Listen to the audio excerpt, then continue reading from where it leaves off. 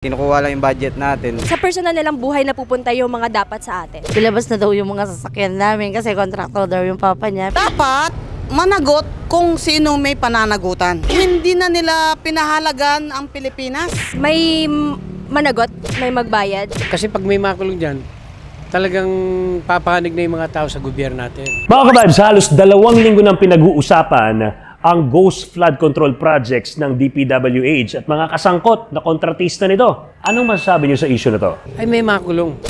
Kasi pag may makulong dyan, talagang papahanig na yung mga tao sa gobyerno natin. Nakadismaya. Nagpapakahirap yung mga Pilipino tapos yung mga ganong tao, kinukuha lang yung budget natin. Nakakadismaya sila ganun. Dapat managot kung sino may pananagutan. Hindi na nila pinahalagan ang Pilipinas. Napatunayan at nakikita naman natin ang mga nangyari na. Sa personal nilang buhay na pupunta yung mga dapat sa atin. Gusto namin mapaalis sila ganun, yung mga nasa taas. Tapos makakuha nating mga mamamayang Pilipino yung dapat na makuha natin. As a youth, sa mga nangyayari to, gusto ko na personally, may managot, may magbayad. Kasi hindi na tama yung nangyayari. Masyado nang malaki yung nakukuha ng mga corrupt sa atin. Ilabas na daw yung mga sasakyan namin kasi kontraktor daw yung papa niya. Pero biro-biro lang naman yun. Pero syempre naano rin yung anak ko. Small time contractor lang yung papa ko.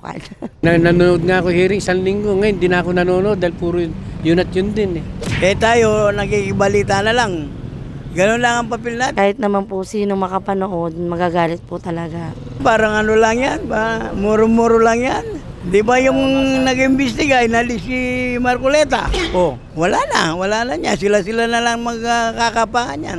Ang mahal nating presidente BBM, tulungan natin siyang sikapan na mabigyan ng kaparusahan ang may katunggalian na pagkakamali sa kanilang mga obligasyon.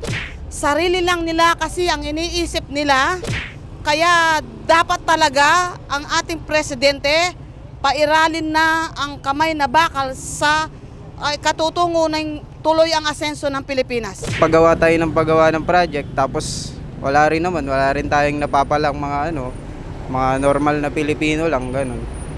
Tapos sila, nagpapakasaya lang sa buhay ganun. Tapos kawawa naman yung mga Pilipino, yung mga simple lang.